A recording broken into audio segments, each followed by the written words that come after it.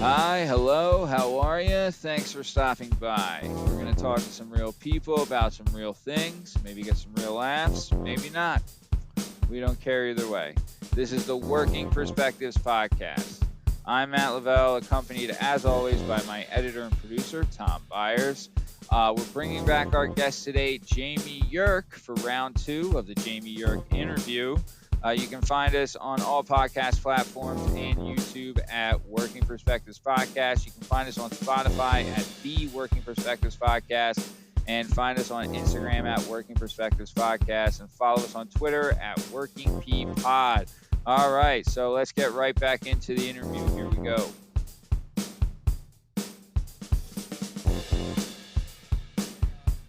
Enough about kids sports and generational cups and all that fun stuff. So let's move on to why we're here.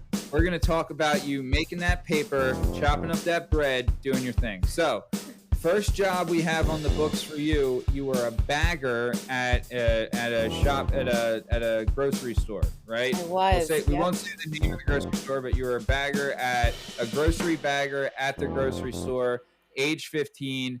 Tell me about it. How'd you do it? What made you stop? Seems like the job of a lifetime. Opportunity you'll never get anywhere else. What do you got?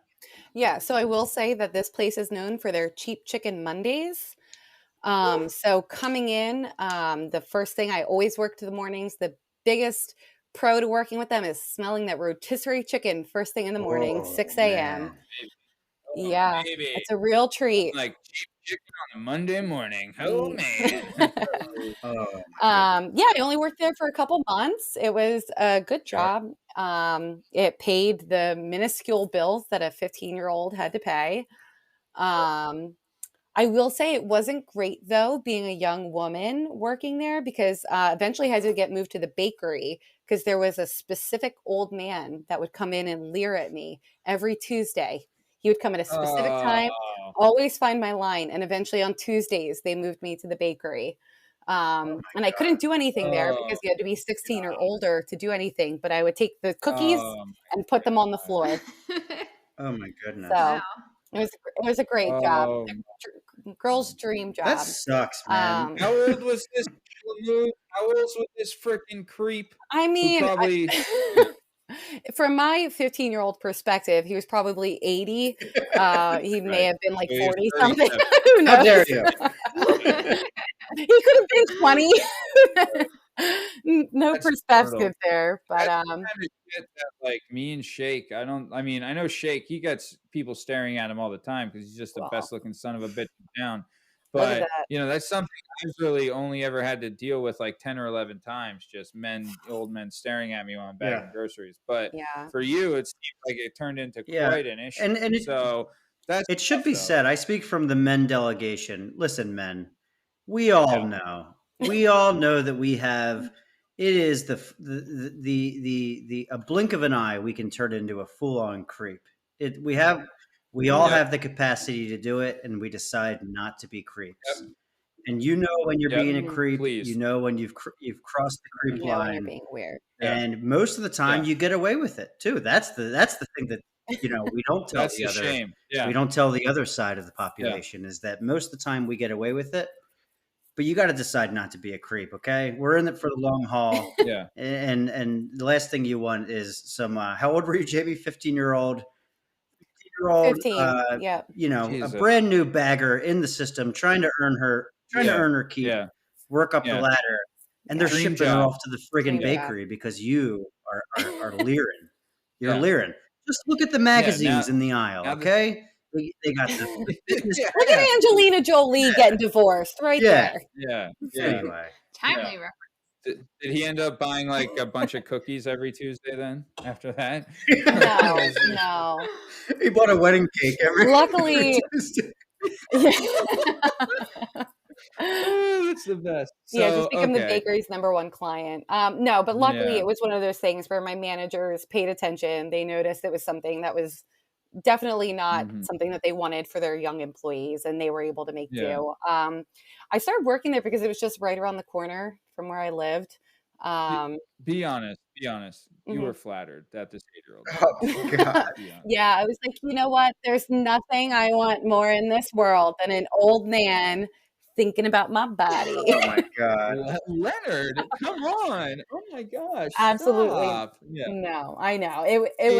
It really upset me, and I remember going home very many times and talking to my parents. Oh, I can't believe your dad didn't flip. Yeah, he wasn't very happy about it. I'll give him that. But Oh, you know, I would go there and fucking kill the guy. If anyone ever does that to my daughter, just a heads up, any of you fucking creep trying to catch my fucking daughter, your ass is dead.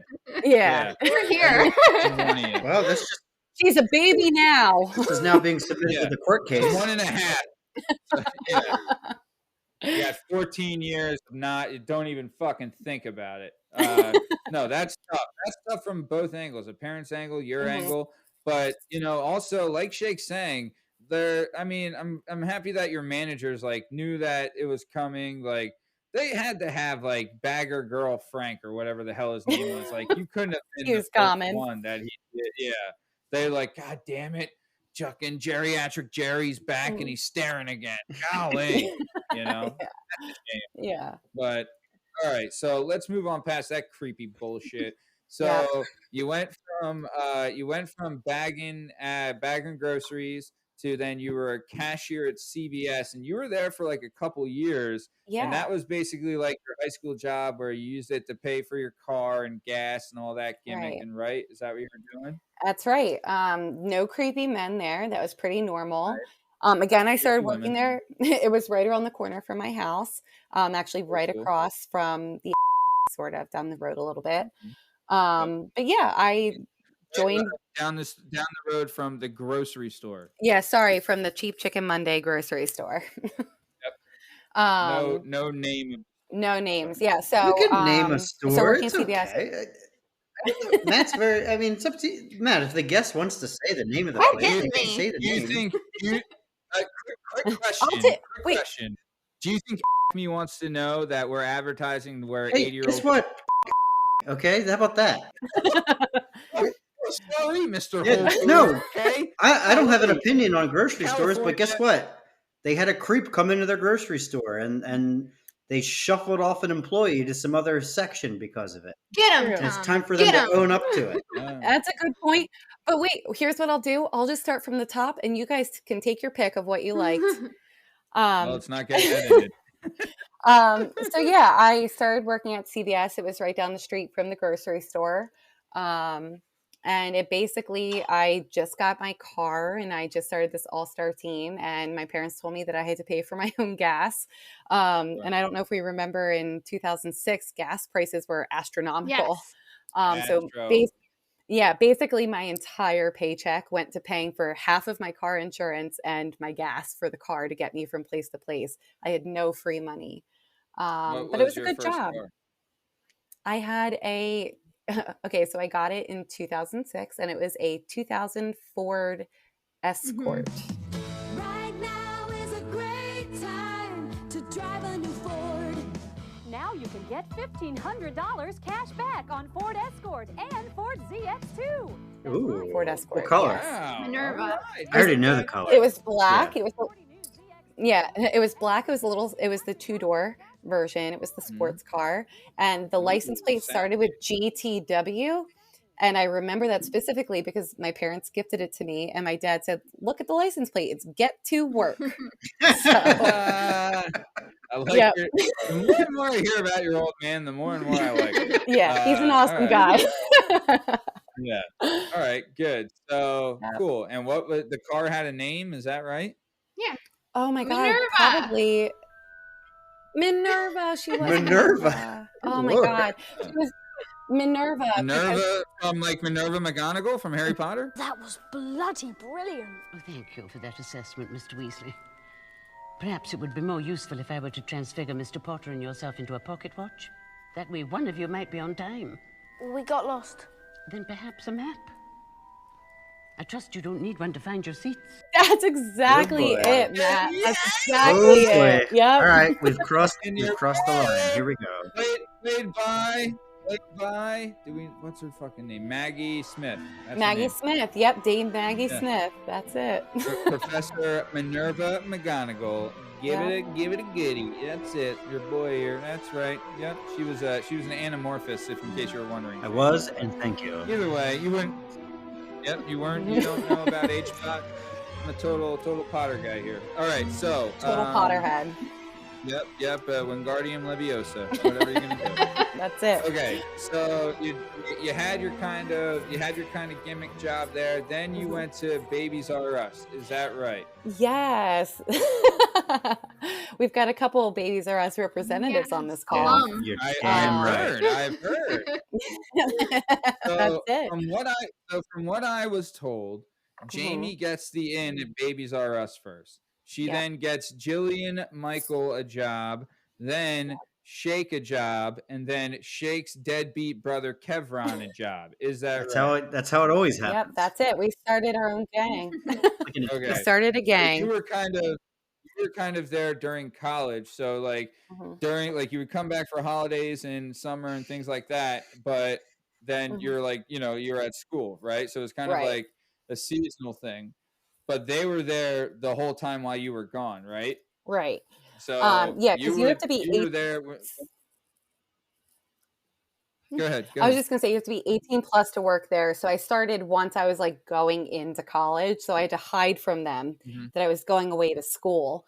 They hired me for a month and a half, and then I was like, oh, by the way, I'm going to Bloomsburg, and then I came back for every summer, Christmas break, one time during spring break, and then that was it for 4 years. My whole 4 years there.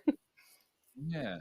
So basically, it was like you started there. You were the head honcho. Then you got these schleps a job. Then you left. Right. Then they took over, and you came back, and you were like their little whipping boy when you came back. Is that kind of how it was? A little they were, bit. very oppressive and mean, and they're like, "Look, you do what we say. This is our yard. All right." Yeah, that's exactly how it went. I got hazed every time I came back. They took me into the back parking lot and just started kicking my ribs. It was brutal. Yeah. That Babies R Us hazing. It's Jamie, did you think it'd be fun? Answer me this. Was there a shift that all three of us had, you, me, and Jill? I'm just not remembering this. All of the time. Yeah. Really? That was the shift. So Jamie would come back from school. Yeah. Where the hell were you? I listen, man. We already established that I didn't smoke pot like everybody else at that place. And I probably should have just numbed my brain during these years, but I didn't. Yeah. But I was not operating on full capacity during these years. But so what would happen? Jamie, you would come back from college, and then you and Jill would be in heaven, hanging out with each other and dealing with just pure hell on earth. Cashier. Yeah. I just I don't know why I'm not remembering. We'd be the cashier. You'd be back doing whatever you do because you guys took breaks at the same time. You were baby so gear. I just wasn't. Yeah. I wasn't even in the bubble. I was just kind of hanging out there with Jill anytime I got. I was in baby gear, which is considered gear was considered the bad boys of the. Actually, that's not even true. Furniture. They were the bad boys. Babies R Us bad boys. So here's the breakdown, to be honest. As someone, a long-term Babies R Us employee, you guys wouldn't know since I was there at the get-go. Facts. Baby registry is where every chick wanted to be. You want to be a baby registry. You get a chair. All you have to do is talk to someone for 5 minutes, and then they go on their way, and you're chill for a while. Baby gear, the thing. Yeah, registry is the place to be. Baby gear. Yeah, baby gear was busy. Nobody wants to be a baby gear because you're always doing something. You're always taking down something from somewhere. And if somebody couldn't find you from anywhere else, they found baby gear people. You don't want to be a baby gear. True. Furniture is where all the hot boys were. When you were good looking, they sent you to furniture. It's just the rules. How many hot boys are we talking working at Babies R Us? Yeah, and Shake, you weren't in Babies R Us? So I was in baby gear, not sent to furniture. So, Jamie, is there something you want to tell us? No, I will say that, Tom, there were times when you were at furniture. There were times when I had to call back to furniture and Tom took the call. Yeah, so you're probably on that middle scale. I hate to tell you. Anyway. Where was Short. No. The best thing, No. and maybe our listeners will identify with this quality. The number one like skill to have if you're working baby gear or furniture or any place that you're considered a customer service associate, like that weird ass term that people use. If you can just engage a customer in a conversation, you could talk to them for hours, and like your Gina. boss. Right. Yeah. We had a worker. Right. Maybe we'll bleep the name out because anyway. But like your boss won't come bother you because they think that you're helping a customer with whatever. But you could be sitting there talking to them like, yeah, and I just got a new vacuum cleaner and I'm thinking about buying. Like you could just be boring the hell out of them, and if they won't get rid of you, you could waste your whole shift on that, which is just a great thing. Now, as a cashier, that's the opposite. Yeah, and you can't get away with that. No, you can't, because the goal is to get people through the line. But in baby gear, I will say that's where they sent the smart and like gregarious people, because you can talk to people and they're the most easily located, because anytime someone's looking for someone, they just go there. Yeah. So I will say baby gear is the charismatic people. Charismatic, but maybe not the prettiest people. Sure. Can't win them all. You can't have brains and looks, Shake. You only get one or the other. But one or the other. What about what is the strollers? That's baby gear. Is that baby gear? Baby gear was strollers, car seats, and like the pack and plays. And then furniture is like the cribs and the rocking, like what are those chairs called? Chairs, yeah. Rockers. Yeah. I could talk for hours and hours about Babies R Us, and I promise I won't, but maybe I will. No, but the funny thing is that I guess like right before we started working at Babies R Us, like infant like items like gear and furniture and stuff went through like a revamp where there was like national upgrades on what the standards were for a crib or a car seat or whatever. And they used to be like death traps where it was like really like just low standards, and then they got upgraded. So like when we were working there, if you came in and bought something from us, they were like up to really high standards. So if you bought the cheapest thing possible or the most expensive thing, it's like really high quality, like designed to not kill your baby. And we'd have people come in, and like when you're a first time parent, which I am not, but Matt is, you're super terrified for your kid. And like, I got to get the best stuff for the kid. And Matt, I want you to speak on this in a second, but we also would have like veteran parents come and be like, yeah, we have this like supermodel over here. And the parent would be like, nah, give me the cheapest thing. I know I know it's all like passing, the standards. So honestly, I'm going to tell you right now, it's not as much as the salesperson does it to you anymore. It's like the Pinterest and the Instagram and your wife's friends. The mommy bloggers. I will tell you this right fucking now, and I hope everyone listens, okay? So there is a type of stroller, right? I won't say the brand name of it, but it's over $1,000, right? And this stroller that's over $1,000 doesn't even come with a baby seat, right? It doesn't even come with the car seat, right? So not only do you have to pay $1,200 for this stroller, right? Then you have to pay another $400, $500 for the car seat to match it. My wife thought that we were going to be getting one of those. And I told her, I was like, you're out of your fucking mind. We're going with the $400 Graco that has a car seat included, and this thing we can beat the dog shit out of, and then we still be good, which is what we did. So there you go. Yeah, absolutely. It's definitely a lot of pressure, and it's something that you saw working at baby stores is how often people are coming in. It's like, well, my friends are getting this, and they kind of get the sticker shock over it. There's a lot of pressure in mommy groups to be and have the best of the best, and really keep up with the Joneses, I guess. And a lot of times you don't need to. That those $400 convertible things will do exactly what you need.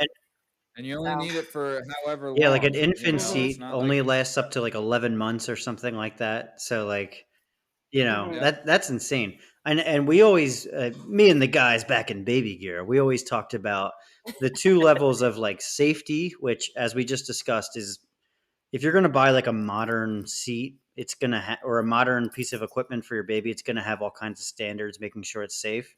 So that's like already checked off no matter what you buy. But really what the money is spent on is convenience for the parent. Like, do you want to carry this giant heavy stroller in and out of your trunk? The trunk is like the most important thing. Your car trunk is like the most important thing for baby gear. Like, people would take us out to the parking lot and say, "Can I try this stroller in my trunk?" And there was like all kinds of rules on if we were allowed to like handle the stroller and putting it in the trunk and stuff. But like that was like a big deal, man. It was a really big deal for the convenience for the parent. Otherwise, screw it, man. It's whatever you buy is going to work. Right. Yeah. All right. So we've done enough with the Babies R Us gimmick. Let's freaking move on. Okay. Let's move on here. Move on. Okay. Moving on. Moving up, moving on, and moving on over. Okay.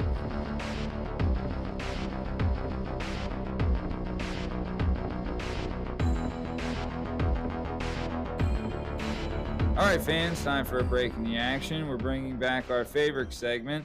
It's called 90 Seconds of 90 Day Fiance, where we talk about a show on TLC where immigrants try and trick ugly Americans to marry them to get green cards. Our good friend, Party Boy Pete McCormick, is here to tell about some of the awesome stories from that show. Party Boy Pete, what's the story? What's up, party people? This is Party Boy Pete McCormick with 90 Seconds of 90 Day Fiance, and today we are going to be talking about Nicole and Azan. Nicole's a 19-year-old American chick that would be in my weight class on the wrestling team, and Azan is a 98-pound soaking wet Moroccan boy. He says he's 55% attracted to her, and that is more than 50, more than half. Surprising. Anyway, Azan got caught having phone sex with another American girl, and Nicole was not too happy about it. But it turns out Nicole actually cheated on him too. Who slept with Nicole? Lord only knows. Her entire existence is just gluttonous lustfulness. Her want for food and penis supersedes anything else going on in her life. She has to satiate her appetites at any cost, and nothing else matters or will get in the way of her need for instant gratification. She provides nothing to society or to the people she has relationships with. She's just a vacuum consuming as much of her desires as she can without producing anything in return. Anyway, I think this one can go the distance, Mac. Back to you. All right, and that was 90 Seconds of 90 Day Fiance with a good friend, Party Boy Pete McCormick. Now, back to the show.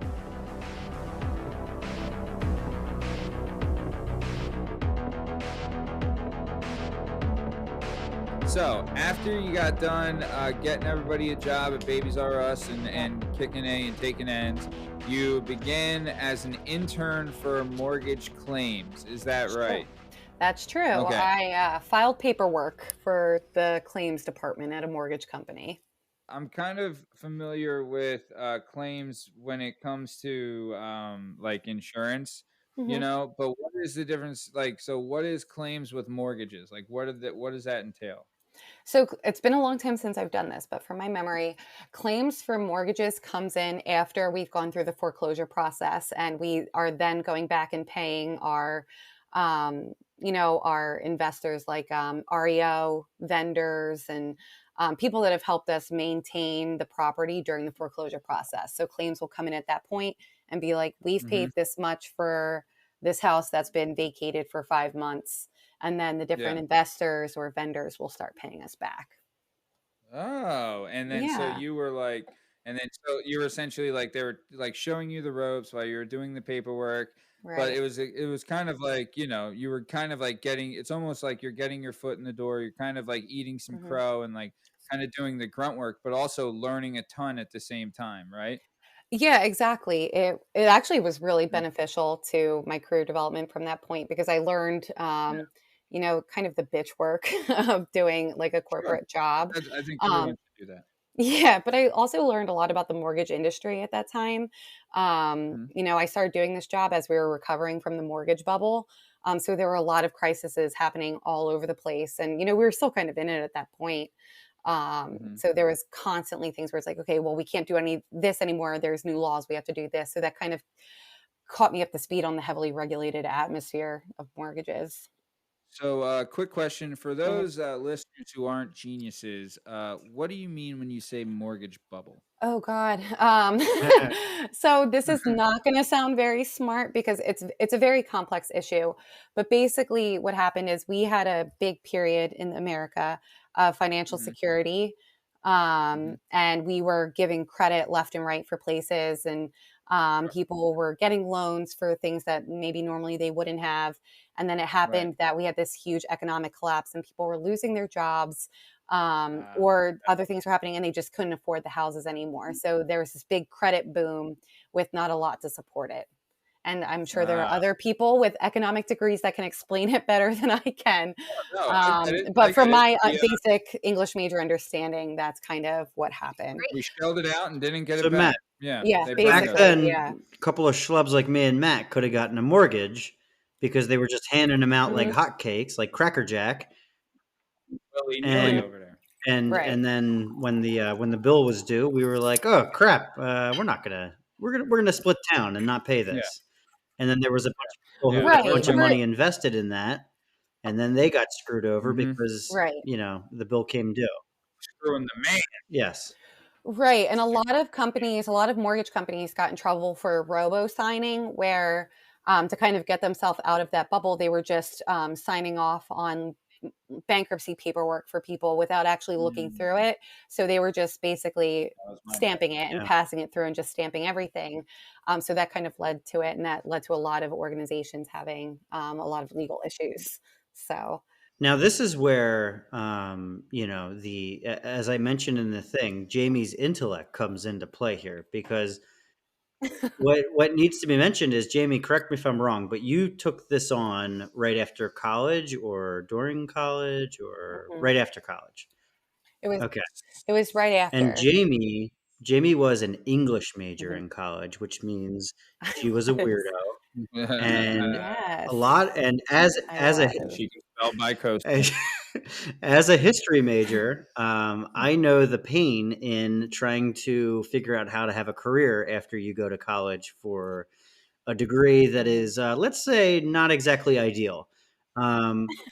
History majors, is liberal arts degrees, right? I think that history majors take the belt for that, because English majors, at least you're in a country that speaks the English language, and people might wonder, like, hey, how the hell do I get a job with an English degree?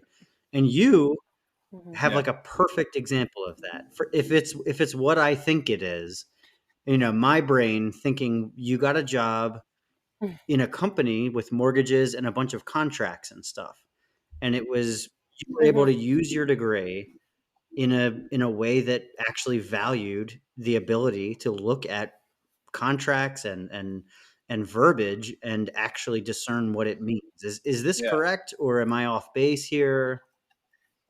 It's kind of a combination. I got very lucky that my mom worked at this company and saw an opening for an internship.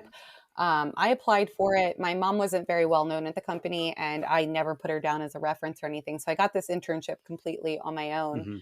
But while I was there, I saw that there was an opening for a procedure writer in a different department. Again, they were just taking like level ones, like very basic. But what it required, totally basic. Yeah, what it required was going through these spreadsheets of all the changing regulations, reading through it and getting with each department that I thought that it impacted, and figuring out if their documentation was up to speed or if they needed to get with their departments and update it. So basically, I got my foot in the door, as a lot of very lucky people do. I had someone on the inside. But from there, I moved over on my own accord, and I was able to go in and read through all this legalese and be like, okay, this impacts the foreclosure department. This is what they need. And then get on the call with them and say, this is what your procedures say. I don't think that it matches. What do you think? Which is actually really crazy, because I know people at my current job where that's their entire job and they're getting paid much more than I was getting paid at that point. But back in 2012, that was a relatively new thing, like this deep look at procedures and making sure that there was appropriate documentation for people Mhm. doing their job. So it was still new. Yeah. But yeah, it really came down to, I had a minor in technical writing. Yeah. So it really came down to that ability to read things that don't make sense and try to figure it out. I had a whole semester where I had to learn Middle English. So I can kind of weed through things and try to make sense of them. And that Is came that what from I my said? education. Is that what I speak? So that's Maybe that speaks Middle Earth. That's yeah. no, but that honestly, dude, that's like such like a success story for, like you said, people with liberal arts degrees. Agreed. And it's, man, this is such a bigger discussion about our society and like what gets Really rewarded with money these days, and specialization, and the fact that like just being a Renaissance man or woman is being like erased from our country. And when you're done Right. high school and you're a kid, you're still a kid. And I took the long route, the scenic route through college. I didn't graduate until I was 27 or 28. But like, but the thing is like, kids should be given an option to go to college for whatever the hell they want, and worry about making it financially feasible later. Right. Absolutely. And you talked about the housing crisis, and now we're hit with the student loan crisis, and people are talking about student loan forgiveness, make it disappear, make it, what we're looking for is an ability to have like a full, well-rounded, robust society here, and not just a bunch of people that do the same job over and over again. And I think that you making that work is really a cool thing, because I got a job, I got a degree in history, and I ain't working with my history degree right now. I went to marketing pretty quickly after that. So it's not to say you didn't, though, Shake. It's not to say you didn't. You were teaching for a little bit with your history, right? But that's an education certification. Right. But when it comes to liberal arts degrees, a lot of people, when you tell them what you're doing, they're like, oh, are you going to be a teacher? That's everyone's go-to thought when it doesn't have something tangible like in the STEM or trades. Everyone's like, oh, are you going to be a teacher? And I knew going into it that I didn't want to be. I didn't want to have to worry. I knew the trials that teachers go to, and I was like, I can't do that. But you brought up a really good point about these kids having to pick their stuff that they're doing right away. When I was applying to college, I was selecting genetics, and I wanted to go in order to be a genetic engineer. And Bloomsburg, yeah, it was crazy. And Bloomsburg luckily made us do 1 year of gen ed classes, which helped us in the long run. You got all your gen eds out of the way, but it made me really sit there and think, like, I can't do these college level statistics or chem classes. Like, that's not my wheelhouse, but I can do English. And luckily they had that technical writing minor where I was like, this is what I can do. I can type smart. I can make my words make sense in a way for other people to read it. And saved your ass in the long run. Yeah, for sure.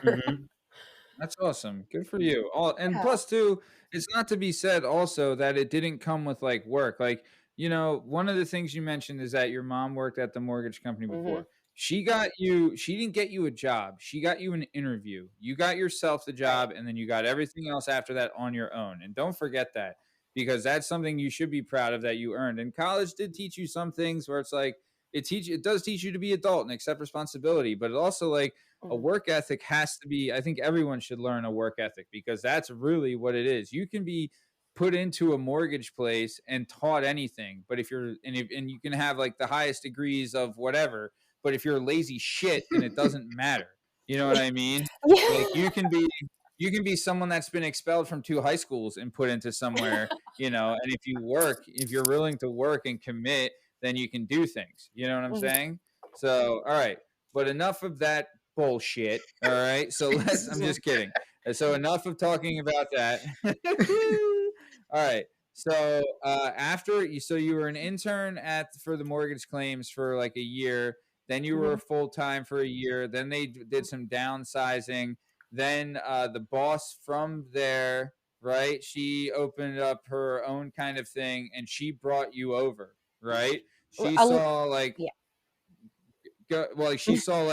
she saw the talent and recognized the work ethic and was like, "Look, I'm keeping you, and we're going. I'm drafting you. You drafted first round. We're going over." And that's when you started as a procedure analyst. Is that right? Yep. A little correction. It was actually just a subject matter expert from another department that I was working with. That she got Well, hired I'm at the this other asshole company. No, it's an easy mistake because she was a manager in another department, but we worked see. together on some things, and there was some Also downs. known as an SME, Shake. An SME, Yeah. yes, correct. Yeah. Oh, thanks, guys. Expert. Yeah, Yeah, you're welcome. yeah, for you dummies on the call. But yeah, It's not a call; it's a virtual. oh, sorry, it's a viral call.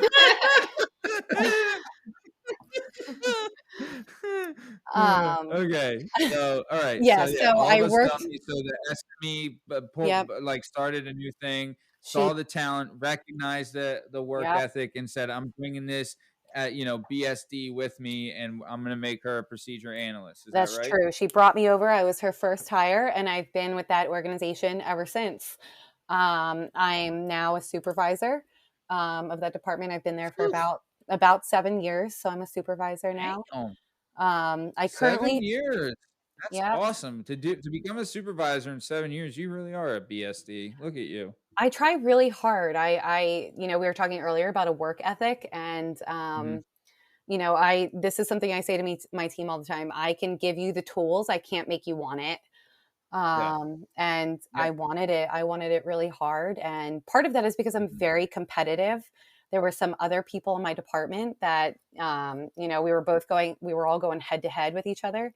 Yeah. And Yeah. I'm just a very That's tough. competitive person. And I was like, I don't want to be the end of the line. I don't mind if I'm middle. I just don't want to be the last in the race. So, Yeah. yeah, it's been a Good really for good you. time. I really enjoy my work there, and That is good. I'm very So excited. going to a supervisor role, what are some of the challenges you face with like leadership? Because I'm not gonna lie, Mhm. like when and it was described to me like this: when you become a supervisor in an office, Mhm. you have the gun pointed at your head, and your job is not to give everyone bullets to put in the gun, right? God. So like you're just like you're putting out fires, you're watching your P's and Q's, like you're Mhm. doing your thing. So like what kind of like initial challenges did you face when becoming a supervisor? Because that is a tough role, like Yeah. especially are you a supervisor of people that are older than you? Yes, I am actually. Oh, you pro. So they're Yeah. always gonna look at you like this little squirt doesn't know jack. Yeah. You know what I mean? So go ahead. Part of the problem that I have had transitioning into this role is that every person on my team I worked with before my promotion. Our team hasn't lost anybody or gained any new employees in the past probably 3 years. We've been pretty solid. Damn. So I had a really rough transition, being peers with these people, and then all of a sudden they're reporting into me and answering to me. So that was really Yeah. hard. Especially there's one woman who is close to my mom's age, I guess. Yeah. And we always sort of Oh, had that a different yeah. type of relationship. She and I saw each other eye to eye on a lot of things in our personal life and talked a lot about it. And then all of a sudden, she was reporting into me, and Oh, that relationship kind of had to change. And that was a really, yeah. really hard transition. Wow. That So is tough. when That you is got into tough. this role, did Mhm. one of your higher ups ask you about your ability to handle it? Like, did they warn you? Was there anything? Um, so the way this happened is kind of weird. I've had the same boss. Not I've had. I had the same boss for about 6 years. No, I guess it was 5 years, closer to 5 years. And it got to a point where she got moved into new leadership, and things got really bad for the department. And people were scared to come in and ask for a time off, and we would come in every day and not know what kind of boss we were getting, if she was going to be the nice person that would come out and chat with Mm-hmm. you, or the one that would kind of like huff and roll her eyes if you went to like talk. So it got to a point where I kind of had a relationship with our chief compliance officer, just professionally, and I asked to schedule a meeting with her, and I kind of aired my concerns. And I said, like, I don't want to throw her under the bus, but there needs to be a change here, and we're at risk of losing really good people. And she asked for a month. She's like, just give me a month and I'll fix this. And the day came, and all of a sudden our boss was called to another meeting at another building. And at the same time, the chief compliance officer and this other person that my boss was reporting to was in our office. Oh, wow. And I was like, oh, something's not right. They called me in first, and they let me know she wasn't let go. She was just moved to another department. She wasn't given a demotion. She's still at the same level, just transitioned a little bit. And they let me know that this is what was happening. They told me that they were planning on making me a supervisor, and this is who they wanted to be my direct reports. And was I okay with it? And I said, okay, but who's my boss? Like, what's happening with, half the team came to me, and half the other team, I was like, what's going on with these guys? So we got a new boss. And then all of a sudden, it was in a day, everything's completely uprooted. Yeah. So I wasn't really asked if I was okay. I was asked if there's anybody that I would want to move to the other team before they communicated it. And, I was worried about having this woman that's older than me. And I was also worried about someone on my team that we've had issues with before. From the day he came on, he did not want to interact with me, which is fine to me. But I told them, I was like, this is older what I'm worried. Or younger? He's a little bit older. But the problem was that he came in with not much experience, and I was told to shadow him. And he just didn't like that I said certain things like, come to the meeting with all your notes. He just didn't like being told what to do. And that just kind of soured our relationship. And I'm sure it was a personality thing too, because as you guys know, I'm kind of outgoing, and he's very quiet and demure. Yeah. But no, it's really easy to draw a line from this situation that you're in with, being a captain of the cheerleading team, just because there's an obvious, separation of people's roles, but also you being on the higher end of that, you have to see the value in other people and say, like, maybe this person, like you said, like doesn't, they might not be acting as like the best little soldier, but at the same time, they have a specific value that they bring to the team. And if that value was 100% gone immediately, you guys would be screwed. So how do I manage this person and make it okay, or at least put myself in a position where if it's not okay and they are gone one day, we're not screwed. That's the kind of thing that, like, I don't know. It's just, it seems like it would be really tough to make that work. Agreed. It is hard to get there, especially having those like prior relationships. But one thing that I tried to do as soon as I came into this position is it's a blank slate. I don't care what happened with our last manager. From this point on, it's completely new, and our relationship is brand new. And I really try to advocate for my team, and I don't allow people to come in and speak to them like I have to play the game, like with office politics, but I don't stand for anybody. Protect your guys. I don't stand for anybody talking down to them like they don't matter because they're not at the same level as somebody else, or they're asking questions that maybe they don't understand and other people do because they're in the day-to-day job.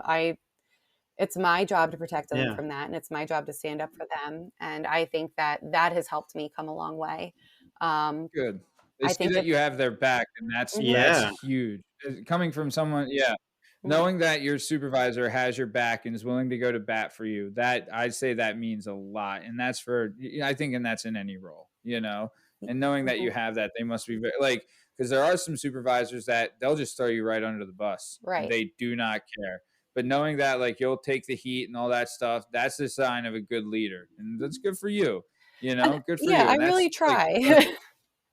And you care about your job. I can tell by talking to you that, like, there's a lot of people in office jobs that they just don't care, and they're just coasting and doing the very minimal. But, like, you fought for a position, and you care about your job, and you care about doing a good job. That shouldn't be understated. I feel like one of the things that millennials get shit on the most, is because, like, they're just trying, like, some, and I'm generalizing, but this is a lot of people. You don't have to be a millennial. It's a lot of people. But there's people that are like, they'll do the least, they'll complain the most and they'll expect everything. Right. Where it's like, that's not how it works, right? You got to outwork, you got to out hustle, right? And you got to be committed and sacrifice and things like that. And that's how you get ahead, And then when you are in a leadership role, you need to be able to sacrifice for your team, not the other way around. So it's glad to hear that you have that kind of passion and drive, and that's awesome. So having said that, you've been doing a great job. Really proud to hear that you do that. But I want to move on a little bit because I want to talk about some other things. Okay. So we've talked about how your dad's the best and your mom's pretty awesome, and we can't wait to have your dad on the show if he wants to come on. Right. Shout out, Mr. Yerk. We're looking third for host. you, pal. Hit us up. We'll schedule you. Yeah, we'll get you on here. But so one of your hobbies that you're doing now, and people can't see this on here, but Jamie looks great. She's lost a ton of weight in this pandemic. She's been working out. All you single guys out there, look her up. Look her up.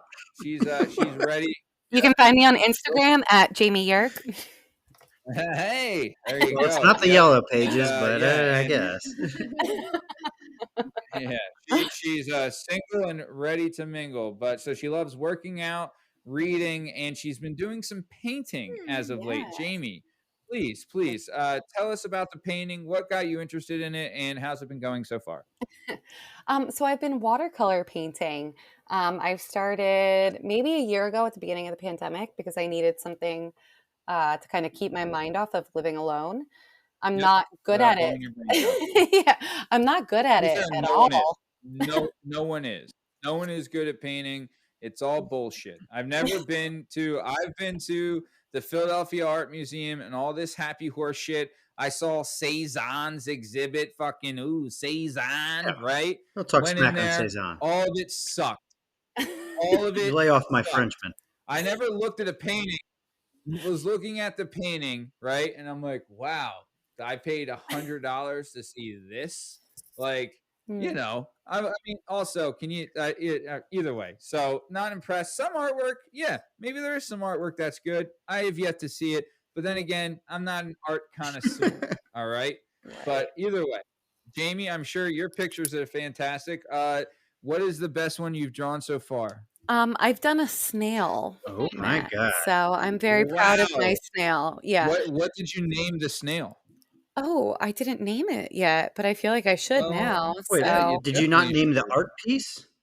No, because I didn't think it was very good. Come on.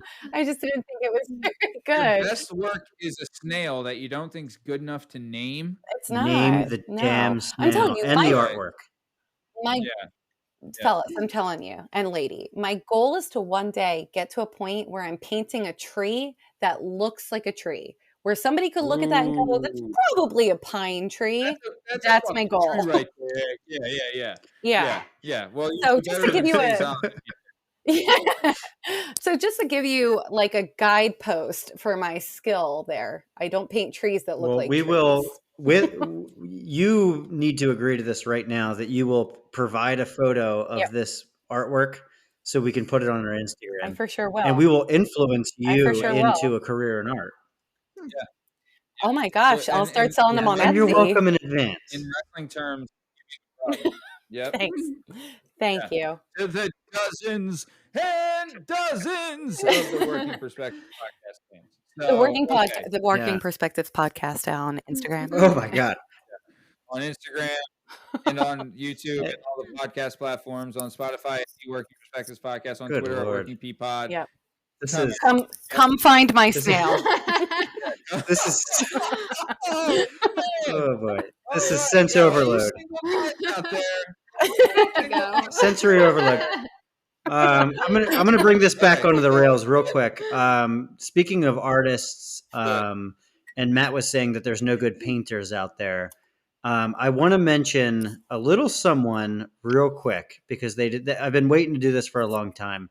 The music that you hear on this podcast is created, except for the intro and outro music, which is just generated from GarageBand, to be honest with you. The music that you hear otherwise on this podcast is created by none other than my good bud, Eric Dahl. And We have not given him any credit for his music, and we use it. We work it like a drum, no pun intended. But thank you, Eric, for your awesome music. And the people out there would love to hear you put it on Bandcamp or whatever the hell, Spotify, whatever people put it on now. Eric, he needs to put his music out there because it sounds fantastic. Yeah. Hey, let's have our fans do a Twitter rush if we can even do that. What's a Twitter rush? What's his Twitter? He doesn't have it. He's not on social media in any way. He's like a hermit out in the woods of Maryland. The best artists are. The best artists are. He's drumming up demand. I already loved Eric. I already loved him to death, but now I fucking love him. Yeah. Man. He's not on any. Yeah. God damn it, I love him. Eric, great music, Eric. Yes. Great. And we'll step off of this, but it should be mentioned that Eric and Matt have a lifelong duel going on about Braveheart. I think that I like the movie Braveheart. Matt and Eric got in a fight about it maybe, I don't know, 16 years ago. Okay. Jake, it was an argument. It was no fight. It was a fist fight with no connections. Yeah, it was an argument. Just air punches. We were talking. Yeah, there was no punches or anything thrown. It was a couple of young men drinking, talking about Braveheart, and it came up that who's a bigger Braveheart fan? And I said I was, and he said no, he was, and then it just escalated into something so stupid. More's the pity. Your island. You mean Ireland? Yeah, it's mine. You're a madman. I've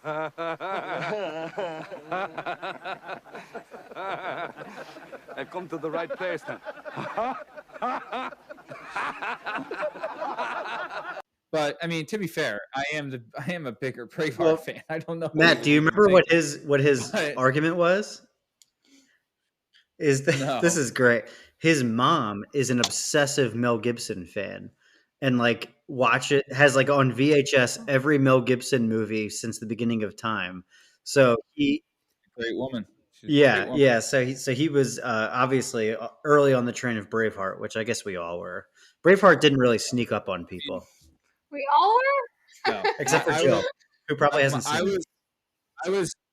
I was 10 years old when Braveheart came out, and my dad took us to see it in theaters 5 times. Yeah. Just saying. That's incredible. Just saying. Yeah. I don't think I've ever seen Braveheart. Oh my God. Well, then you need to grow the fuck up, Jamie. Are you You know what? Sorry. We knew that we could tip Matt off, and this is how we did it, man. We knew that we could push his buttons. The time would come. I texted Jamie before the podcast, and I said, "Tell Matt you haven't seen Braveheart." Fucking Bohemian Rhapsody. You've seen Bohemian Rhapsody, but you haven't seen Braveheart. Yeah. For Christ's sake. I knew that I needed one thing to let you down with, so I just held on to that all these years. Yeah, well, mission fucking accomplished. Alrighty. So, okay, let's keep going. So also, besides the painting, the working out, and just being a stud, getting your mental sweat in with some reading, you also do some traveling. Is that right? You've done some traveling by yourself. So traveling alone, or what do they call it? Did I say solo travel? I don't know if that's a technical name, but that's what I call it. Yeah. Yep, solo travel. So where have you been, and what'd you do, and how was it? My first trip, I went to London. I guess that was 2017. My first trip alone, I will say. And it was basically one of those FU things. I wanted to do it, and for years I couldn't, so I decided to do it one day. Yeah. Good for you. Yeah, it was great. Since it was my first trip, I booked this really bougie hotel with a doorman and everything. All right. Yeah. That's how I like to roll. Hell yeah. Yeah. Fucking spend it. I figured that's what made my mom feel safest. Sure. Because there was someone monitoring who was coming and going. But it was great. I did all my favorite things. I got to see the Tower of London and see the spot where Ed Boleyn had her head chopped off, which is the whole reason I wanted to go. Totally. I know. It sounds grim, but I love Henry VIII. So that was a who great doesn't? Right. Tudors, right? Right. Tudors, Total ladies man. Yeah, I could talk forever about Henry VIII and the impact on religion and politics between Ireland and England, but I won't get into it. I mean, that's actually something that would be great for like a side segment with you and Shake, because he's a history buff, and I would love to hear it just because I love history too, and I'm into all that stuff. So, okay, so you were Too much for hanging out. today, You saw the shooters. Where else have you been? Even not solo. Where else have you been? I went to Paris for a school trip. I also did a study abroad in Galway, Galway, Ireland, which was really cool. I did that for a summer. Very cool. Yeah, that was really fun. Got to mention the Steve Earle song if you're gonna mention Galway. Please do. Galway Girl, yeah. From what is it? P.S. I Love You. Yeah, but I want you to sing it. So all right, prepare yourself. I don't know if he does, but it was written and performed by Steve Earle, one of the greats. Yeah. One of the. All right, Shake. Okay, this is Shake performing Galway Girl by Steve Earle. Take it away. Here we go. I took a stroll on the old and then I'll patch in the song. I'm going to edit in this. Met a little girl and we stopped to talk on a fine soft day. And I asked your friend, what's a fella to do? 'Cause her hair is black and her eyes are blue. And I knew right then I've been taking a whirl around a Sawtell prom with a Galway girl.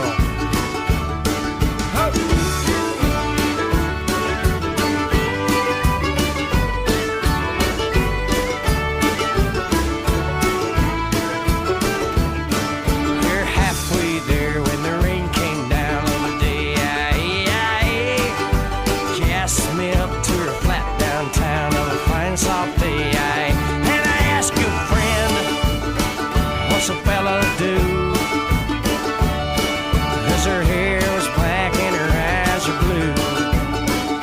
I took her hand and I gave her a twirl. Oh, and I lost my heart to a Galway girl. Thank you, everyone. Thank you. Oh, thank you. That was one of my better renditions. Great. Great job. Good. Yeah, Voice of an I nailed angel. it. Way to go. I nailed it. Yeah. Honestly, just spot on. Jamie, on. had you watched the Richard Linklater Before Sunset, After Sunset movies before you went to Europe? No, oh my God. Have you not seen these movies? I don't know what the fuck that is. Oh. Never, I'm gonna say Okay. pretty confidently. Richard. He's the guy that made Dazed and Confused and Boyhood, and he's one of the greatest. Oh wait, didn't we see Everybody the Wants movie Some? Yeah, together, the baseball. he's one of the most important filmmakers of the past 20 years. Anyway, he made a series of movies called Before Sunset, After Sunset, and then there's one more, and they are just incredible movies about a couple. They're not a couple. It's two people in Europe who happen upon each other, and it's just a love story about they meet on a train. And all right, I have an admittedly insane idea, but if I don't ask you this, it's just gonna haunt me the rest of my life. I have no idea what your situation is, but I feel like we have some kind of connection, right? Yeah, me too. Great. So listen, here's the deal. This is what we should do. You should get off the train with me here in Vienna and come check out the town. We just got into Vienna today, and we're looking for something fun to do. Sprechen Sie English? Yeah, of course, yeah. Do you speak German for a change? Now I'm gonna call my best friend in Paris, who I'm supposed to have lunch with in 8 hours. Okay? Okay. Ring, ring. Pick up the phone. Hello? I don't think I'm gonna be able to make it for lunch today, I'm sorry. I met a guy on the train and I got off with him in Vienna. We're still there. Are you crazy? Probably.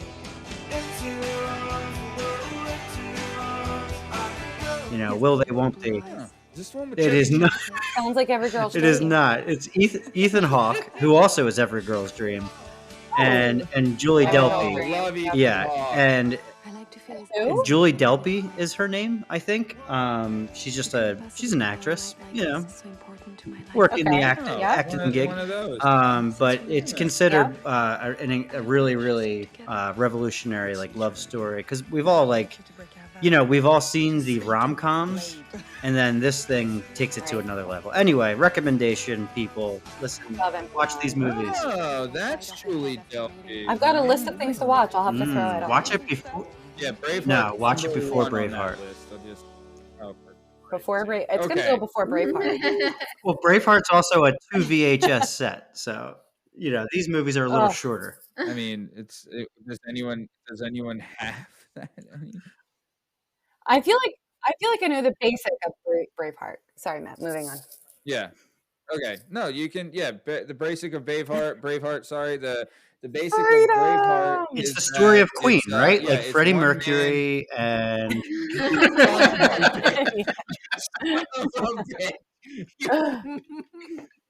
That's exactly it. I heard everything about Braveheart. Oh shit! You son of a bitch!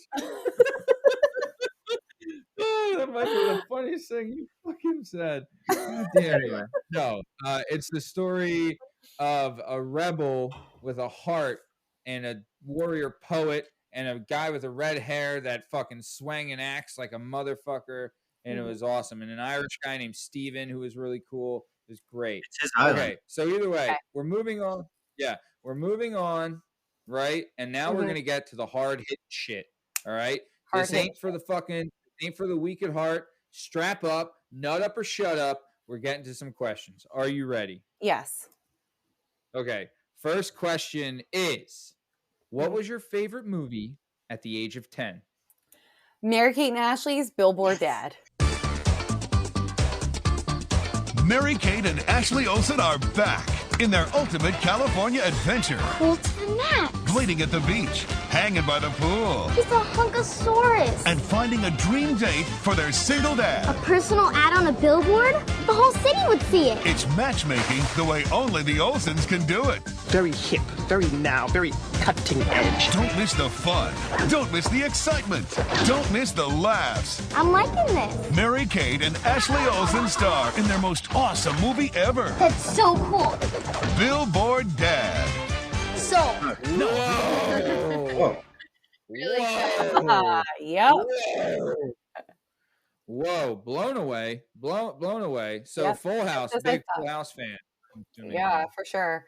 Mary-Kate and Ashley from the day I was born to the day I die. Their sister is going now. Love her. Give me Annie Olsen and I'm in. Yeah, how about that? Olsen's all the time. That's what she's saying. All-time Olsen. I'm with you. She's in a movie called Wind River that's very good. Jeremy Renner movie. I haven't seen that one. Oh, yeah, I wanted to see that. Not as good. It's made by the guy who made Hell or High Water, which is a superior movie. Oh, love that flick. But the end of Wind River is very good. And Jeremy Renner gives a great performance. Anyway, sorry, I keep interrupting with these things. Oh, I like Jeremy Renner. I mean, what would you say? Wind River is better than Billboard Dad, or no? I wouldn't even begin to make a statement like that because I haven't seen Billboard Dad. But it's a great title. Well, I mean, what is the premise of Billboard Dad? Oh my God! Can I guess? Yeah, real quick? yeah. Guess. Shake. We're each gonna guess. Okay. So the premise of Billboard Dad: you have two girls, right? Mm-hmm. And their mom is divorced, or their dad's out of the picture. Right. Okay. And they want their mom to get remarried or get hooked up with someone else. And they drive by or they put up a billboard. They put up a billboard asking for someone to date their mom on the billboard. Mm-hmm. And then all these guys come up. And then the one guy, none of the guys actually make it that tried to come in. But she finds another guy that's like a janitor and he wants to own his own restaurant someday or some bullshit like that. And he wants to own up his own photography studio or something stupid. And then she ends up falling for him, and the girls kind of make it happen. Is that anywhere close? Tom, where do you weigh in on this? My guess is similar. Are you on board or off board? I'm slightly on board, but I have a different take on it. My prediction is that it's the two girls and their single mom. Dad's out of the picture, never met him. Okay. No idea who the hell he was. He's a shit. He's locked up in the county. Just never around, no idea who the hell he is, but they drive by a billboard every day of some real estate executive, like big time hotshot guy, and he's real handsome. Ooh, And I'm like, where the you're two going, girls Shane. develop a scheme saying, you know, our mom is so lonely and she deserves a good guy. She needs to get and she always talks about how great our dad was, and let me set these two up. So we're gonna take and set them up, and the mom. It turns out that this is their dad. Overall, this is their dad, Oh, and wow, wow, kickflip yeah, right there. That wow, was wow, big the movie shot right ends there. with a billboard with the whole family on the billboard hugging Oh. each other arm in arm. Wow, I mean, if that's not the movie, they need to make that that's movie. I'll touching. tell you Yeah, that. it's So real Jamie, touching. lay it down for us. What the hell happens in this awesome? Yeah. So you're both kind of right and also very wrong. So there's twins. Their mom is dead. She died. Well, that's Yeah. Their dad is an artist. Their dad is an boy. artist. One of Oh them is my a diver, and the other one is too scared to dive. She doesn't like the high dive. She's too scared. And they put a billboard with their dad and sent him up on these blind dates, and eventually he meets this lady. And there's a long-haired, like shaggy boy. I think he does skateboarding for some reason. I don't know how he plays in anymore. Eventually the dad meets the lady that called because of the billboard, and they meet, they come together, and then they fall apart, but then they come back together again. And they're all one happy family. Well, if that's not love, I don't In know. the what 90s the fuck strike is. again, Let man. me tell you. That only in the 90s do you have So a movie true. where for whatever reason these girls have like a very important what is it, diving? Like they're How do they get the money to put on the billboard? For some reason that's a big part of the movie is them diving, you know? Yeah. I specifically remember the one being too scared to go, and she looks down and she looks at how high it is, and then she gets off because she's too scared. Did they ever say how they got the money to get the guy on the billboard? Because is this taking place in LA? Probably. It's warm all the time. Yeah. And So they're LA, skateboarders. right? And you're looking like I guess you guys would know better, but true. a billboard in LA has to be like astronomical. So how are these chicks? What are they selling? Diving lessons Santa or Monica something? billboard. Like how? Santa Monica. I'm Googling. So yeah, to confirm that is LA. Yes. Wow. Brilliant recap. I mean, does it ever say? Does it ever say how they get the money? I'm not in that deep, but it No.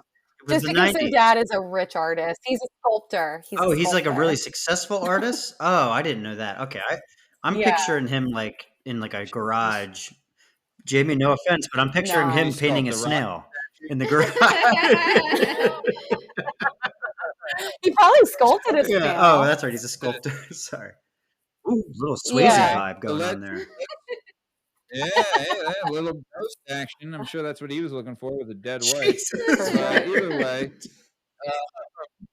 Either way, so let's keep it moving. Question number 2. Good job on question number 1. Little hard hitting, but you handled it nicely. Yep. Question numero 2. All right.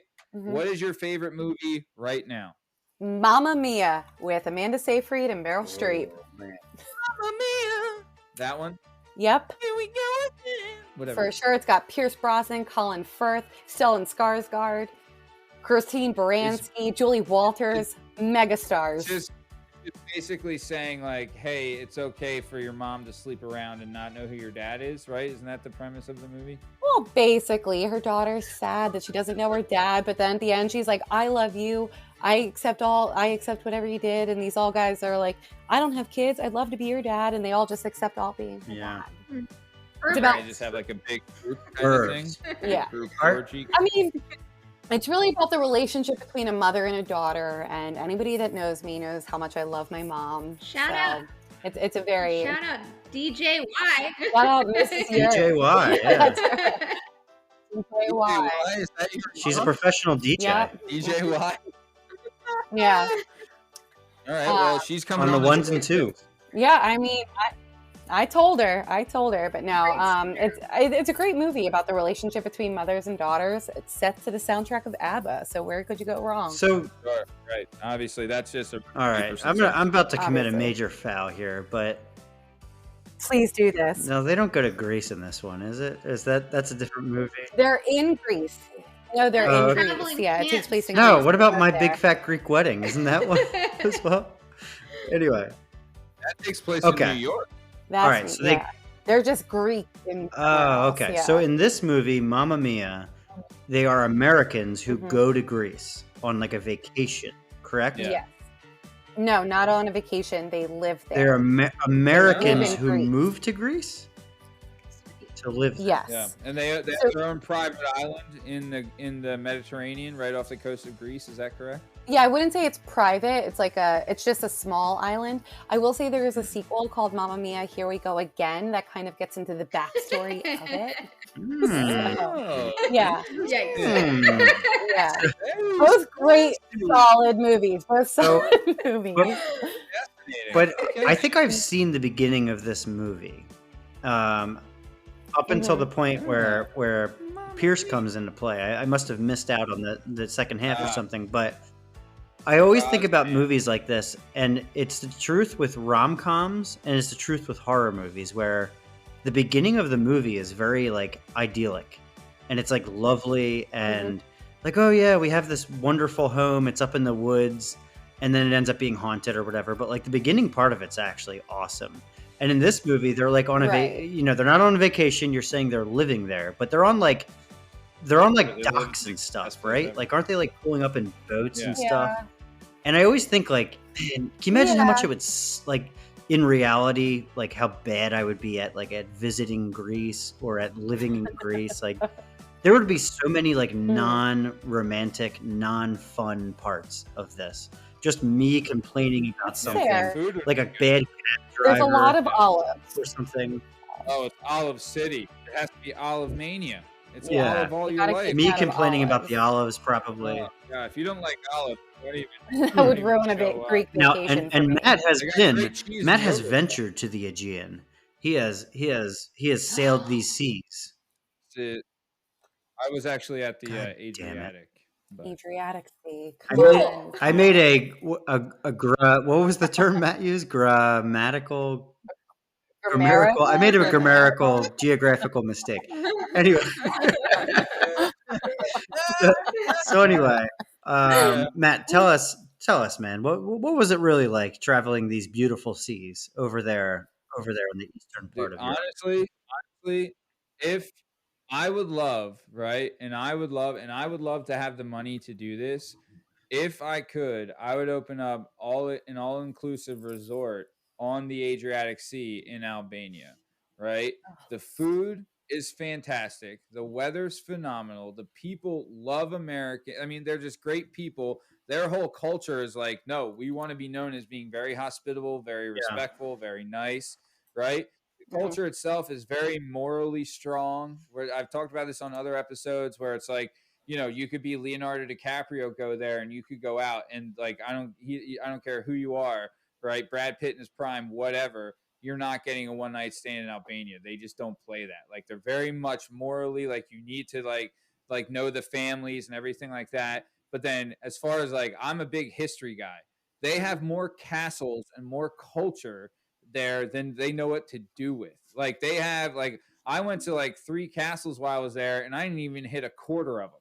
Right. So it's like beautiful mountainous landscapes with like wide valleys and rivers and lakes. And then it's on the Adriatic Sea. And they have a saying in Albania where that you can read a newspaper 10 meters down in the water because it's crystal clear. The food there is like unreal good, and like I'll tell you what, and they can party, man. Like, if you go there, I would get like the wedding package because it's going to be the best damn thing you've ever been to. And it's so much fun. So I'm sure, I feel like in Greece and Albania are right next to each other. So there is a lot of similarities between like the people and the language and the food and things like that. But I don't know. From what I've heard about Greece is a great place too. Mamma Mia. Also, to be fair, to be fair, where you would be at in Albania, you're like 140 miles or like maybe a 2-hour ferry ride to Rome, or Venice. So like, you're also right there. So if they had something where it's like, you had a resort, and the resort could take you. You could hit, in one day you can go to Rome or Venice or whatever, and come back and stay on the resort, or like just go for a boat ride in the Adriatic or something along those lines. Like you're like that's like $1 billion idea franchise. Talk to get them to open up there. Let's do it. Now Jade Albania. Let's go. You know what I'm saying? I just lost my earpiece, but I feel like something's about to be cut out of this episode.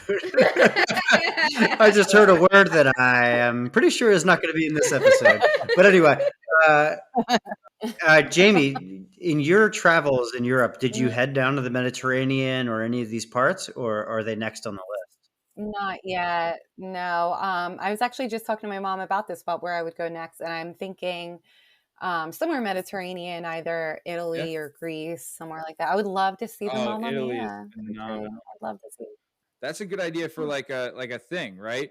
Like a Mamma Mia trip. You get the full Mamma Mia experience. We're playing ABBA the whole time, and you're staying on a Greek island, and then there's 3 like middle-aged men there that just bang ladies. It's gonna be For great. sure. If any of my friends want to go on a Mamma Mia, Who's Your Baby Daddy trip, let me know. I'm in. No, Mamma Mia, Who's Your Baby Daddy? Who's Your Baby Daddy? I love it. So yeah, I'll tell you what though, I've been to Rome and I've been to Italy. I went to Rome, Tuscany, and the Amalfi Coast, and it was, not to brag, I'm pretty cultured, but yeah, beautiful, beautiful, beautiful, beautiful. So okay, so let's go on to another question. Or did you have something you wanted to say, James? Sorry. No. I'm ready. I'm Okay. going with the flow. Awesome. You're the best. Thank you. Okay, so if you could give yourself a nickname, what would it be? Would you like some examples, or do you have one? I have one. I've thought long and hard about it, and it's not cool, but I'm just going to go with simple Jam. And I've got, love it. It's a three-peat thing here. 1, it's the first 3 letters of my name. Sold. 2, I've got a sweet tooth. Love to have toast and jam. Boom. 3, I love to put music on really loud in my car and just jam out. Boom. Nice. Done. Yeah. Done. That's it. Yeah. When it's time to jam, you're calling Jam. I like Yep, it. that's it. That's So pretty someone's sweet. got the music on, need someone that'll come dance no matter what it is. I'm your girl. I That's got my it. jam. Jam. Jam. That's That's your jam. That's it. Jam. That's Jam my with jam. I Jam like will it. jam. Jam's a great one.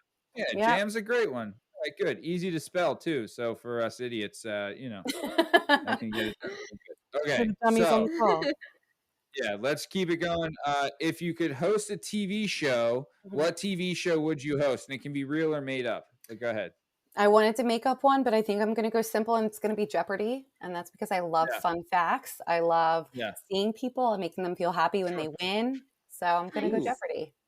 Yeah, that's a classic. Also, when it's hosted by possibly the best host ever, like it's tough not to want to be, jump on that train. Right. You know what I'm saying? To be fair, there's no way I could ever be an Alex Trebek, but I'd like the option to try. Sure. Everyone would like that option, but yeah, you're right in saying there's only ever going to be one Alex Trebek, and it's the way it should be. I mean, he's one of a kind. Right. He's incredible. Shake is like, where, what, how did we get here? Yeah. So, okay. So moving on, right? Mm-hmm. What TV game show would you want to be on? The Price is Right.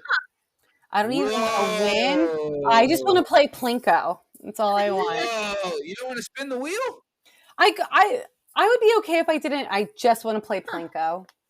Wow. That's my dream. Come on down. Yep. All right. I want to wear a stupid outfit, and I want to do like a stupid little dance in front of everybody nationwide. Wow. Yeah. That's a really good answer. Jam out. Yeah. Have you guys seen the documentary about the guy that was like a Price is Right genius? No. What? Okay. So I haven't. Was his name my dad? There was this dude in like the I don't know what years it was, but it's on Netflix or on some streaming service, ironically, where it was just like a guy who was like a math whiz, and he was like a computer science type dude, and he built like a model, like a thing on his computer that simulated all of the Price is Right items, and like the washing machine and whatever. And he found that there was a pattern in like the pricing and when they showed these items. So like if they had a washer dryer set on the Price is Right, it was like the same washer dryer set and had the same price. And he figured out how to predict like when it was about to come back on. And he started showing up to the tapings and shouting out what the prices. You know how you can shout out what you think the prices are? Well, he would shout out like people would be shouting out, 3,000, 4,000, whatever, 800. And he would shout out $2,400, $972. He would shout out like the exact price. Oh my And God. it got to the point where like I want to be that they had like guy. specific rules where like they couldn't stop this guy from doing it. And like it got to the point where like Bob Barker would like knew the guy by name and was like giving him shout outs and stuff. And the thing is that when people would win from him, they wouldn't give him any credit. They would just act like they knew. Like they could guess. Oh, that's shitty. That's the real whole thing shitty. is like you have to realize they shoot these episodes like one after another in like a day. Like they shoot them really quick. Yeah. And it doesn't always make for like, all right, at one point maybe you give the guy a shout out on TV and it's whatever. But if you keep giving him shout outs, people are gonna like, the facade is lowered. And you can't pretend that it's week after week or whatever. And the guy has a crazy story. And the funny thing is like he always wanted to come on and he had an opportunity to come on and something happened. I don't want to give it away, but the funny thing is that throughout the story of like this guy, he does these interviews and he just always talks about how he just has the love of like the game show. And he's like, I never wanted to like ruin the integrity of the game. I always just cared about like, keeping the game honest and stuff. The love of the And game. it's like a really like, it's like this guy was like a very sincere human, Good for him. That sounds so cool. I'm adding it to my list. I know. I'm like all these recommendations for everyone. First cheer, now Our this. movie guy. All right. So that's good. Cool, Shake. That's Thank awesome. You. So, yeah. All right. Moving on. Okay. You're an English major. We brought this up several times. You know how to spell bicoastal. You're very grammatically correct. Right. All right. What is the biggest word that you know the meaning of? Okay. This is my favorite word ever, and I learned it when I was 9. It's eleemosynary, and it means charitable. Whoa. Yep. Eleemosynary? Yep. It's an adjective. It means charitable, and I can spell it. Wait, hold on. Let's let Matt and I take a crack at this real quick. Okay. Eleemosynary. Go ahead, Matt. Eleemosynary. No, Shake, you are going first, my friend. This is your idea. You go first. All right. Well, I'm not getting you. I'm very eleemosynary right now. Yeah. So it means charitable. Can you use it in a sentence, please? My foundation is an eleemosynary foundation. Jesus. Okay. She's known it since she was 9. Well, I have. Right? You've known it since you were 9. I have done the 8th grade twice, so I feel prepared. I have had many vocabulary books. Eleemosynary. That was a question. You got that wrong. L. I'm not telling you where you're wrong and right, so Matt can pick it up and figure it out. See, this is a spelling bee veteran here. It's a spelling bee now. This is a veteran. What are you just going to give me an after I'm done? I'm going to nod to let you know that I've acknowledged it. Jesus Christmas! Just fucking spell it already. Google it.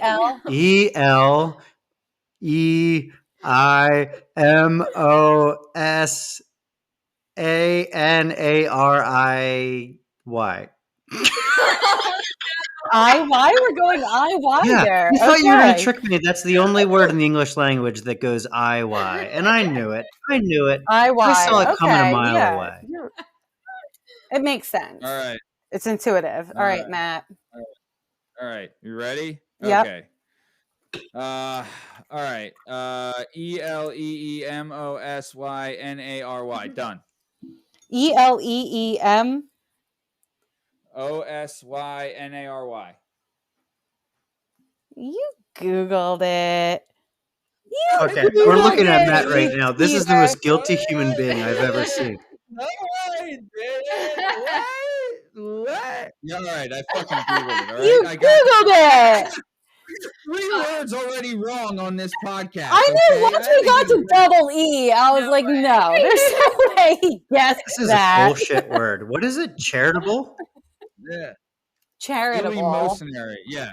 We're going to be charitable and let you keep that word. All right. I also have recidivism, which isn't long and look, but it's fun to say. Recidivism. Let's go to the next topic. Get the heck. You've ended every topic with Jamie by like cursing at her. Listen, Matt has. I do not appreciate that. Matt's the bad boy of this. We started this off talking about how smart I was. He came here to bully you. Wicked smart. Let's get the nerd on. We'll make her feel Matt dumb. is clearly Googling right now. I did Google it. I'm not gonna lie. I did Google it. Right. We know what recidivism means, right? We all know what that means. Yeah, everybody knows recidivism. Yeah. All right. So wait, I think I do know what it means. Okay, go ahead. All right. Sorry, go ahead. All right. Recidivism. It's I don't know. Who cares? Okay. So moving on. Next question. Next question. What was the worst day at work in your whole life? Worst day out of any job you've ever had. Worst day ever. Go. I remember this specific date. It was June 12th, 2014. 6/12. Yeah. Sorry. It was June 12th. But I cried. I got called into a meeting with my boss and I messed something up after having a really, really hard couple of weeks. And it was the day after my grandmother's funeral and she was reprimanding me and I cried and it was really bad. Wow. That's the worst day? Yeah, that was my worst day. So I've got to be pretty lucky, I will say, but it wasn't great. So you were pretty young at that point too. And like, you're kind of, that was like when you just started out and you're kind of really trying to get it right. And I can see that. There was a big pile up of things. I was still new at the company. I was moving apartments. My grandmother had just died. My dog had just died.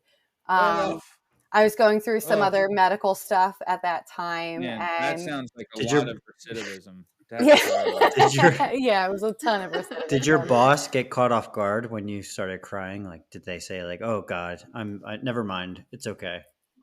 Well, was it a man or a woman that was reprimanding? It was a woman. It was a woman. Oh, I would love for her to be like, "Get your shit together, you little bitch." Yeah, that would have been the best.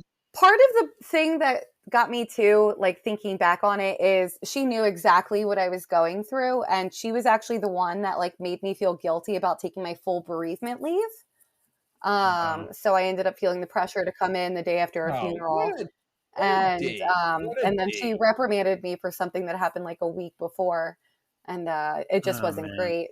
But it made me work really hard to improve myself and to not make those mistakes. So I did improve, but it didn't feel good at the time. All right. Well, good. Hey, good you got past it. Good on you. Okay, so moving on. This is the last question. Then we're gonna end the episode, and we're gonna go out with a bang, and we're gonna do it up Gangnam style. So, what was the best day at work in your whole life? It was when my team won the decorating contest for Christmas. We decorated our cubes in a gingerbread theme, and we won the contest, and we won a half day. The whole department got a half day. Oh, that's sweet. Oh, the things I would do for a paid halfie. Oh, baby. Right? What was the decor? What was your scheme? What did you go with? We did gingerbread themes. So we have 12 people. We decorated everyone's cube in brown paper. And this is what makes me so proud of it, is every single person contributed. We all hand cut gumdrops and candies and made all of these things and put a lot of work into it. And we all came together and we ended up winning. The total team thing. Yeah, and That's it was awesome. festive. It's always nice in corporate jobs when you're doing just those fun, festive things that take time out of your day that you don't really get in this remote environment. Was the whole competition gingerbread, or was it holidays and you guys took on? It was just like you guys took on gingerbread as your theme. Yeah, it's just a holiday decorating thing. It starts at the beginning of December and ends at the end of December. So it could be any holiday that happens in December. And it's by department and then by building. So we have a big competition in our payment processing department. They always come and bring it, and they've beaten us a couple times, but this one time so this is like the comeback of like the century here. It sure was. They beat us at Halloween because they were all bees and their manager was the queen bee and they went around buzzing. So they beat us at Halloween, but we came back at Christmas. It's all about a shtick. You got to have a shtick. That's what life is all about, shticks. Yeah. Shtick so City. we were very proud and we were glad that everyone chipped in. It was great work. That is good. And you guys, that's awesome. And Jamie, I know that this is something that you have worked on in your professional life, but anytime you can make, you kind of hinted on this already, but like anytime you can make a corporate job or any job, like, man, I remember working at Babies R Us and they tried to come up with these programs, like incentive programs where like, if you could get the cashiers, if you could get people to sign up for like the credit card or whatever, you would get like some sort of recognition, and it would inevitably be like the Gold Star of the Month Club or whatever the hell it was. Basically, it just sucked. And to have like a place in your job where people actually buy in and like contribute something, that's like, that truly is special. And it's awesome to like be able to do something like that, because man, when it doesn't work, it sucks so bad. It's like the worst thing in the world. Yeah, it really.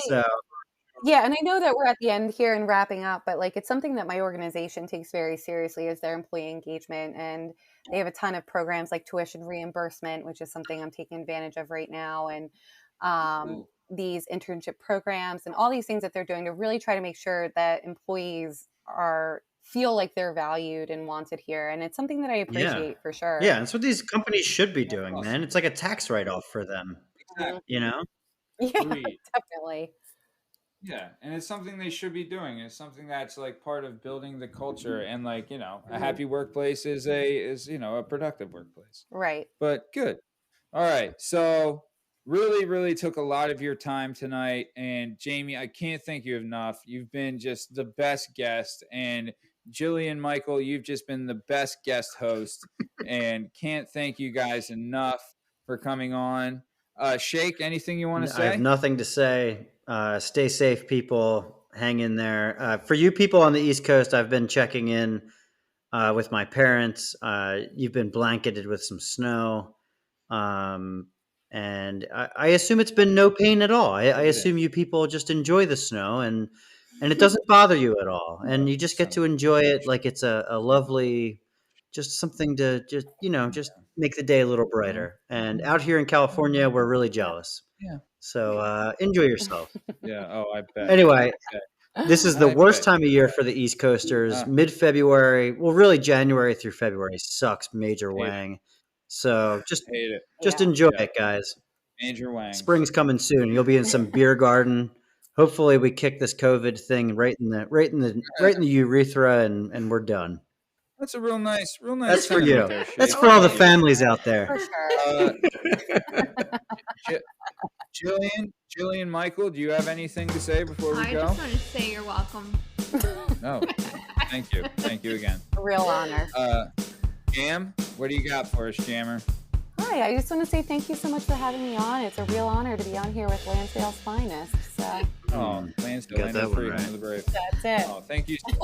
Thank you so much, Jamie. This was honestly, we had an interview with someone, well, I won't say her name, but we had brought up you coming on her episode, and we were, both me and Shake were like, hell yeah, we want her on. She's going to be the best. and you've lived up to it. You nailed it. Great job tonight. So much fun having you on. You're really, really great. Honestly, can't wait to have your old man and your mom on as well. And then eventually we're gonna have an episode where all three of you are on, and it's gonna be a family episode. It'll be the end of your family. Can't wait.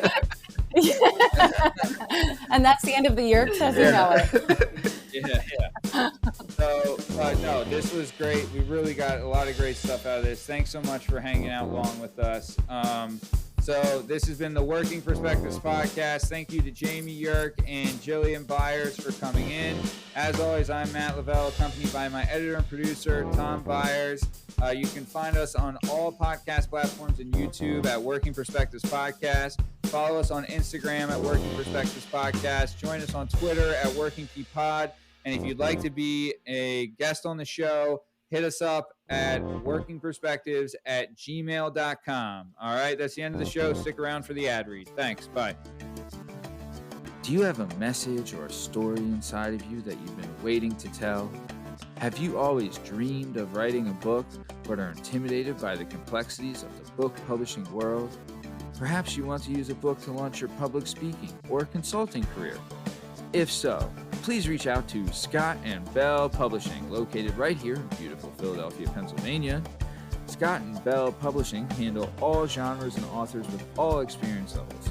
Scott and Bell Publishing gives authors 100% creative freedom and a higher royalty split. They can be found at www.skotbell.com. That's www.S as in Sam, K as in Kite, O as in October, T as in Tom, B as in Boy, E as in Edward, L as in Larry, L as in Larry.com. That's Scott and Bell Publishing, where the authors go.